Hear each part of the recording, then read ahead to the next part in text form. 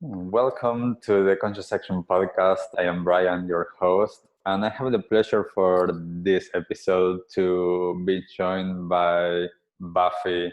And Buffy, thank you so much for taking the time to be here with us and to share with all of us about your inspiring journey. And just like I do with every single guest, I'm going to ask you, please introduce yourself to everyone. Yeah, thank you, Brian, for having me. And I'm joining you here live from the inside of my car, which is mum life because the 1.5-year-old just will not sleep. But it's cozy, it's warm, and I have a cup of tea, so I'm ready to go. Nice. So my name is Buffy Ellen. I am by trade a naturopath and nutritionist, and a mum of 2 young kids. And a little bit about me, I kind of came into natural health and about 8 or 9 years ago, and it was because I was working in the corporate sector in finance, and I had my own kind of health crisis. I was diagnosed with Graves' disease, which is an autoimmune condition which affects the thyroid gland, and it was quite serious at the time. I ended up having to take a whole lot of medication to counter the Graves, slow down my heart rate. Essentially, when you have Graves, your whole body's in hyperactive mode. So your heart rate is going really fast. Metabolism is way too fast. Lots of sweating, shaking. One of my eyes had bulged out, and there's a bunch of things that are going on internally as well. So your reproductive system pretty much stops, and you have a high risk of heart murmurs as well as early onset osteoporosis. So essentially the body just aging way too quickly. So I ended up leaving my corporate job and started reading about what I could do to actually help heal myself without going down the conventional route. Not that I was opposed to the conventional route, but the prognosis was that I would have to go and have a surgery to remove the thyroid. And then be on another medication for the rest of my life. So it seemed like a really rash thing to do. And I was more or less forced to, consider are there any alternatives that I could pursue? So that's where I started reading about and discovering natural health, I guess, and very much so on the food side of things.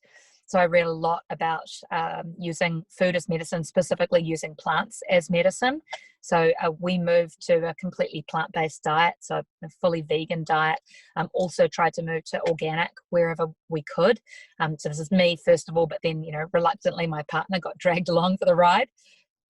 And I had amazing results for myself. After 18 months, was able to completely come off all of my medication for the Graves and have managed my thyroid. My thyroid's been had normal function ever since then. So now going on 8 years without going down the surgery route. So I had such a great experience, and then also through that time actually learned a lot about how our food choices don't only just affect our own health, but they also affect animals, and the health of our planet, global warming, communities that are manufacturing our food, and that led me down this path of, well, hang on a second, a plant-based diet is apparently great for my Graves' disease, but it's also wonderful for animals.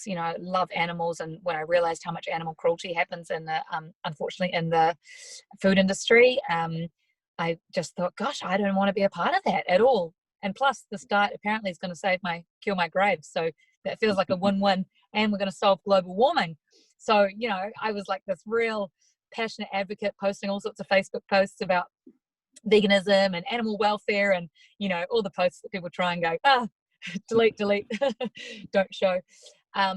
But as part of that, I started my blog, Be Good Organics, sharing plant-based recipes with other people, and it was kind of like an online diary or journal, really, for myself, as I was teaching myself how do I make delicious meals that don't contain animal products and dairy products type thing, that do use organic, natural, whole food ingredients, but still taste like lasagna and spaghetti bolognese and macaroni cheese and all those things that I'd grown up with.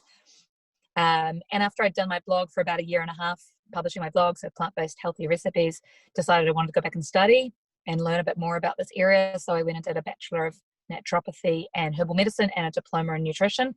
And then fast forward 7 years, I spent 4 years doing my studies. I still run my blog now and share recipes. I have an online plant-based cooking school that I started just at the beginning of the first lockdown here in New Zealand. And I see clients for one-on-one consultations on naturopathy and nutrition to teach them about natural medicine. And then I also do some small group workshops and seminars. So that's basically me in a nutshell: vegan, organics, plant-based health. But I love it, and I could talk about it all day.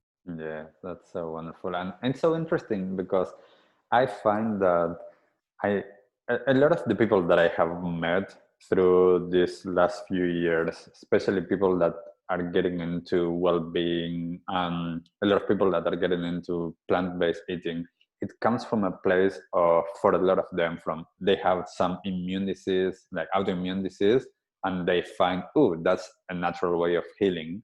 But as well, there's this other camp, which it's the one that I am, that is that it's getting more awareness, as you say, like of the environment and our own health, and understanding like, oh, actually this is good. And it's just choosing that instead of thinking like, I need to do that because my body's shutting down. What have you noticed in terms of your work with those two things? Like, do most of the people that you work with, are they coming to you because they need this, they need the healing part, or is people that are just opening up to new possibilities? I think, yes, such an interesting conversation, and I think it's changed. So over the last 8 years, I really think it's changed. So, for me personally, it started with health, but then very quickly became a ethical and sustainability decision. And, and now a big part of the reason that I choose to still eat a plant-based diet is health reasons. But the thing that keeps me doing it, like really keeps me from choosing, the delicious bacon and egg pie, which will probably taste good, over, the vegan pie, but that one will taste good, but I know that I know what this choice is doing for animals and our planet. And you know what? I'm going to choose that choice regardless of my own personal taste preferences. So if that makes sense, like the health got me started, but it's the ethics and the sustainability, like the greater impact, that keeps me going with it. Because it's a choice. People say, oh, but I can't be vegan, I can't be plant-based, I need to eat meat. I'm like, well, do you? Or do you choose to do it? And I choose not to. I choose not to. So, but I think things have changed, because initially, when I said I started doing the Facebook spams about animal welfare and, oh my gosh, guys, factory farming, who ever knew? Sharing all the classic docos, fork over knives, and sharing them on Facebook, and what I realized quickly was that very quickly shut people off. People don't want to know about the awful stuff. They don't want to hear the bad stuff. They sort of don't want to know. They just want to keep living the way that they're living, churning through tons of plastic, eating lots of animal products, driving their car everywhere and polluting the atmosphere. And if it's going to impact their lifestyle, then they kind of would rather close a blind eye to it. So I learned early on that if I target people from a health perspective, I'm much more likely to get them to listen. So if I focus on the health aspects, they're much more likely to be open to, oh, you know what, this could be beneficial for me. This could be beneficial for my health, my mental health, my physical body. And then what I hope is that, and what I do see is that then they go, hang on a second, I'm feeling really good eating this diet. And wow, do you know what? And now I realize that I'm having a much lesser impact on animals and on the planet. And that feels good too. So, but I think more and more, as like even veganism and plant-based eating is becoming, even in the last 2 years, so much more mainstream, people, I feel, are way more willing to have that ethical sustainability conversation piece much earlier. Whereas previously I sort of stopped talking about it. Yeah. Factory farming, caged animals, I just kind of pretended that it didn't exist. But hey, try this delicious vegan cheesecake, won't you? Whereas now I feel like people are way more open to go, oh yeah, wow, and yeah, this is it's better for the environment. So that's that's cool too. So Yeah. it's nice to be able to talk about all the aspects much earlier on, rather than kind of hide, pretend that, because it was really fringe. You were seen as fringe if you went on about those topics. Yeah. I think that's definitely changing. You probably experienced the same. Yeah, and it's interesting. Like I find it, because I have, my approach is really compassionate, and it's meeting people where they are, and noticing that for a lot of people, as you say, that blissful ignorance, or deciding to close their eyes to what's actually happening for them to consume. Um, Now there is that sense of openness, but at the same time, and this is why a lot of times I believe that whenever I talk about these topics, I focus more on talking about plant-based instead of veganism. The word vegan still has that that negative connotation. It's changing, but it's still a little bit there, and that's why I find that talking about plants and food as medicine, it's the way to go to get people to understand where that is coming from. Because as you say, like, there is a lot of different perspectives and like start points for us turning into this type of consumption. And for me, I remember it was due to my health and the environment, and then it was like, oh, the animals, whereas other people is the animals first, or like Yes. whatever it is. And that is where it leads. And one of the things that I wanted to ask you is, what, when you're working with people and when you're sharing this knowledge, what's the emphasis as well on the organics? Because I know for me, I choose as much or I try to buy as much as possible organic, because I know the benefit, but it's still expensive and it's challenging. When you work with people, mm, if you need to choose, in a sense, would you ask them to choose a little bit more plant-based, or if they are not fully plant-based, would you tell them it's organic, or where do you go with that? Yeah, totally. And my name, like when I started my blog and I called it Be Good Organics, is probably misleading now, because sometimes people go, oh, but you only eat organic, right? And I'm like, oh no, that's the name. The name should really be Good Plant-Based, to be honest.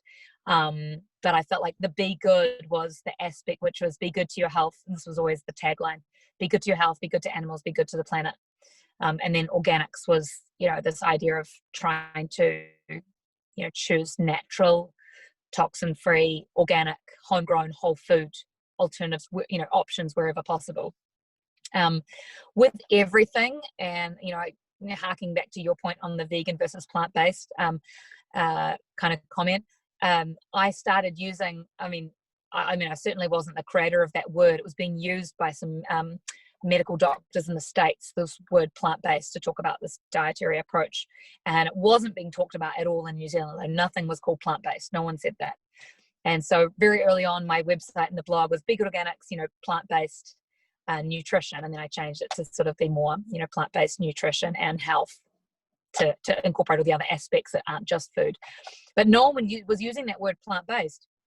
And I actually have to kind of hit myself and like slap myself, because in the last year, the number of products that are appearing in the supermarkets, on billboards, KFC, what did I see the other day? Burger King, it was KFC, it was like BK Chook, plant-based.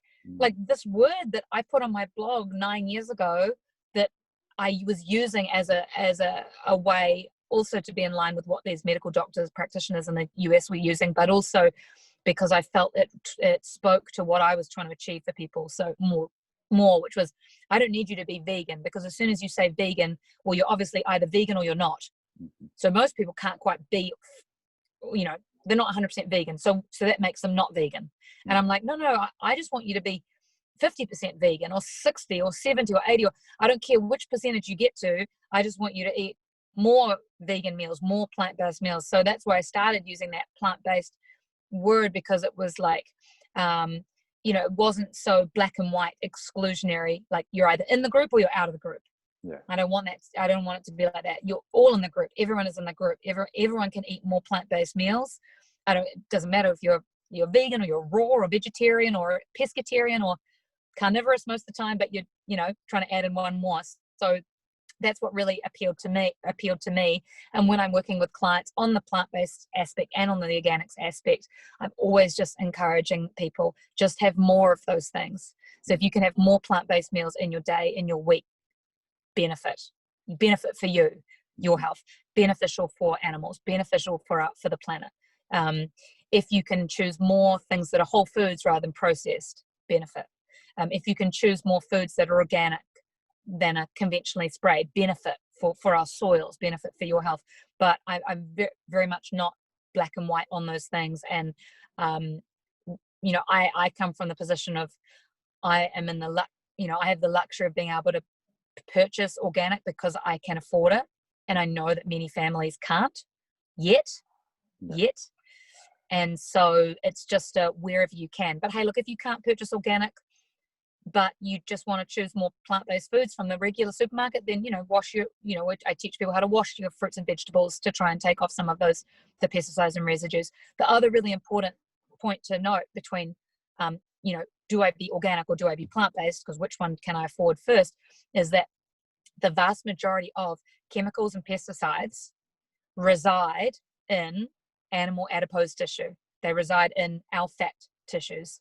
So if you are going to choose anything organic, and you're still eating meat and dairy, make sure your meat and your dairy is organic first, because those contain, like, per 100 grams, you're always going to have way more pesticide residue sitting in a piece of chicken breast than you ever are going to have in an orange or a kumara or a chickpea. So if you have to choose organic and free range for any animal products that you are still consuming, and the other ones, choose conventional and just wash them well. Yeah, definitely. And I think that it's really interesting what you're saying, because I do think that this is the way of meeting everyone where they are, is allowing everyone to take the next step, a little bit more plants, a little bit more organics, a little bit more of this, a little bit more of that, and understanding that not everyone is ready to make the change all at once, and not everybody is ready to change everything we have been conditioned.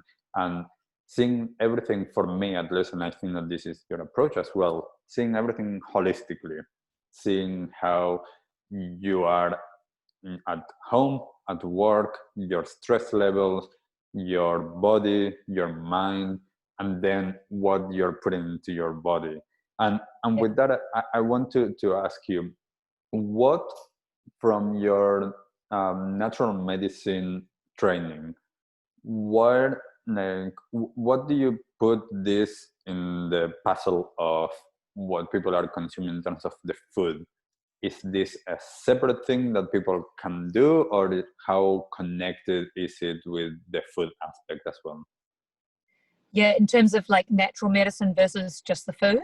Mm-hmm. Yeah, such a good point. And I think when I first started out, because of what I was reading, I very much thought, oh, if I just change my diet, then I can heal myself with food. And I had a similar experience where it was the dietary change, which I think was a really big pivotal point in my own healing journey. But then what I thought was, oh, well, I can heal everyone just using food and nothing else, just using food. And even when I was doing my naturopathy degree in my final clinical year, I refused to prescribe anyone with supplements. So I only prescribed them with dietary changes and herbal formulas, so liquid herbs, so, you know, St. John's wort and echinacea and withania and that type of thing.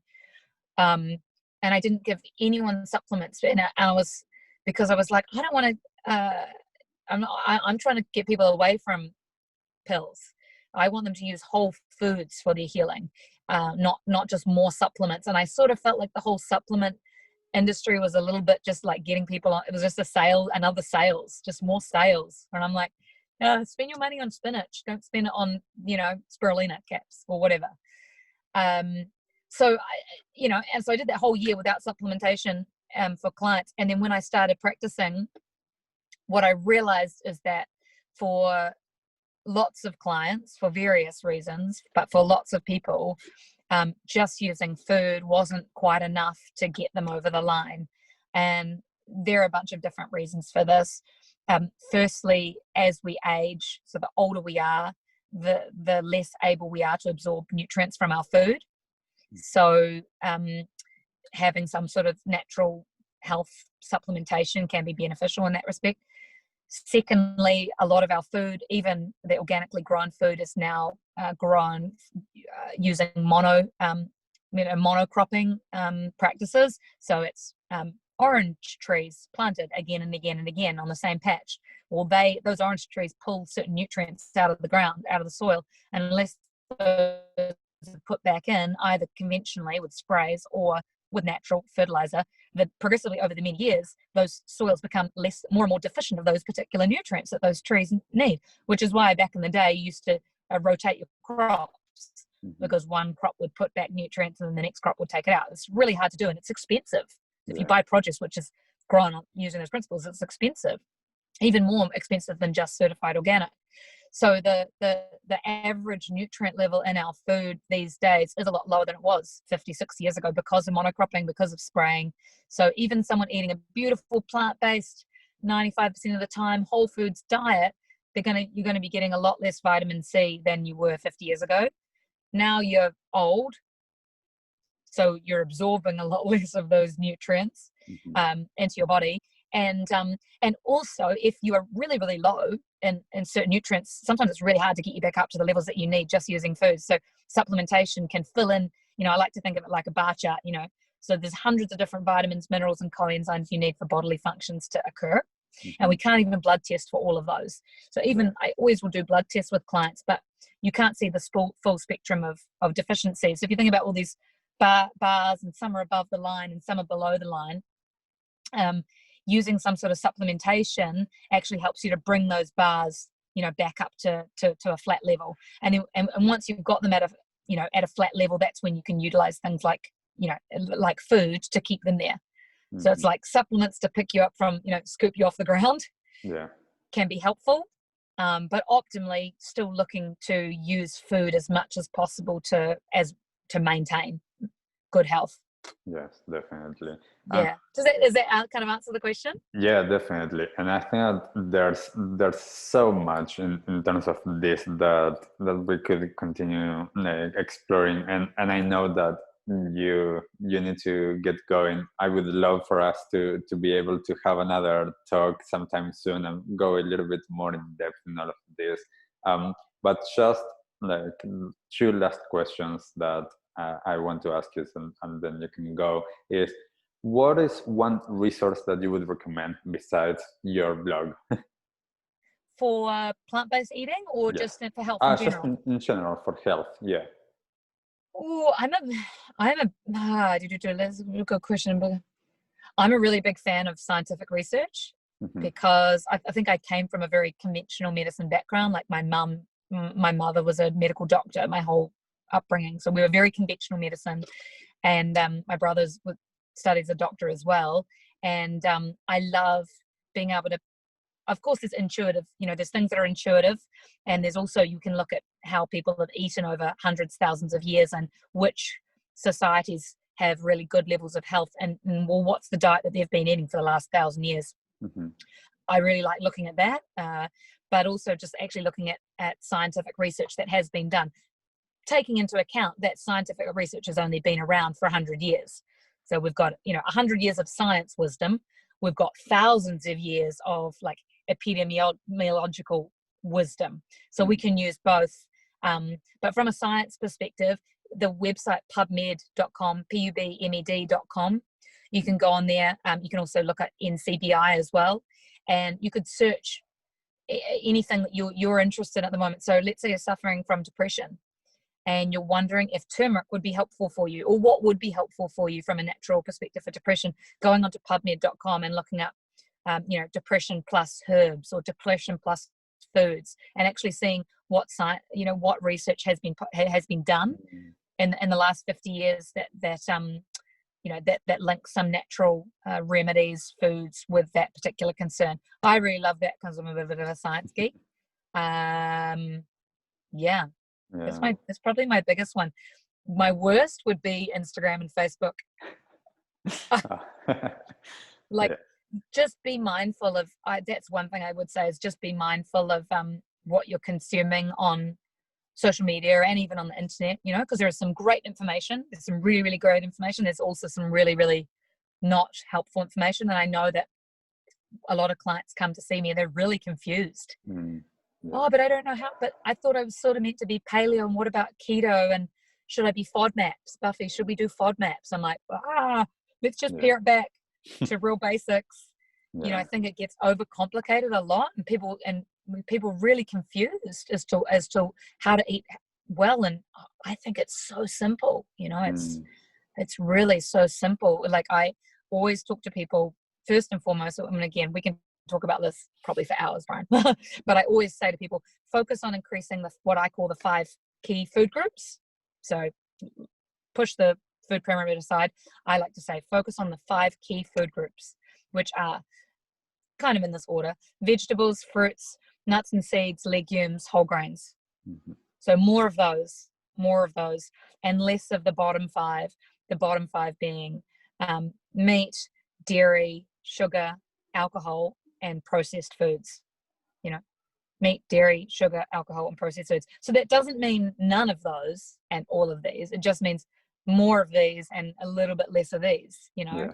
So for me, most of the time this, but often a piece of cake, sometimes a glass of Pinot Gris, and it's not organic. You know, a little bit of butter sneaks onto a scone. And maybe we have some processed, you know, some like convenience foods. So we still eat some of those 5. We do. So I think also just letting people know that not trying to achieve some elusive goal of perfection with how you're eating, because it's always going to end in failure. And just following like an 80-20 approach. So 80% of the time aiming for, you know, good quality plant-based whole foods, organic, locally sourced, all that good stuff.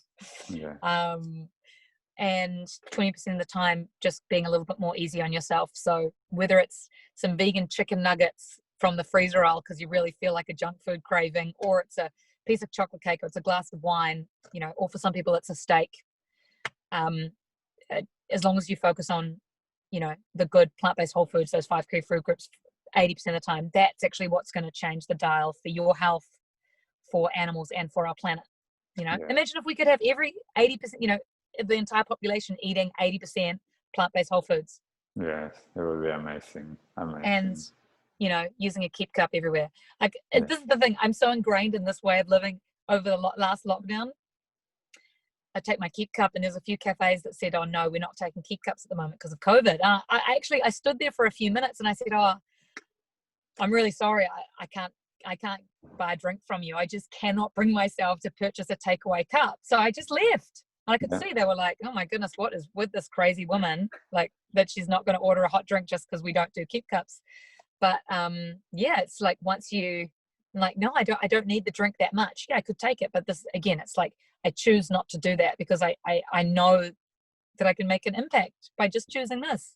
And if everyone made that choice, you know, if everyone made that choice, we collectively, like, we have massive influence on our planet. Definitely.